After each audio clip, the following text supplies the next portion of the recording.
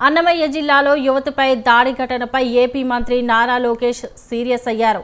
గుర్రంకొండ మండలం ప్యారంపల్లెకు చెందిన యాసిడ్ బాధితురాలు తండ్రి జనార్దన్తో మంత్రి లోకేష్ ఫోన్ చేసి ఆమె ఆరోగ్యంపై వాకబు చేశారు. బాధిత యువతి కోలుకోవడానికి అత్యంత మెరుగైన వైద్యం అందిస్తామని హామీ ఇచ్చారు. ఆమెను తన సొంత చెల్లిగా భావించి అండగా నిలుస్తానని మంత్రి భరోసా ఇచ్చారు. యాసిడ్ దాడి ఘటన తనను తీవ్ర ఆందోళనకు గురి చేసిందన్న లోకేష్ దాడి చేసిన ఉన్మాదిని కఠినంగా శిక్షిస్తామని చెప్పారు.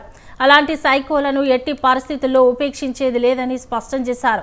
అక్కడే ఉన్న మంత్రి మండుపల్లి రాంప్రసాద్తో మాట్లాడిన లోకేష్ గౌతమి కోలుకోవడానికి అవసరమైన అన్ని చర్యలు తీసుకోవాలని ఆదేశించారు.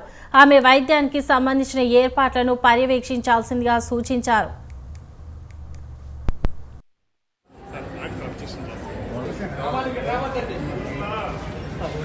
Obrigado.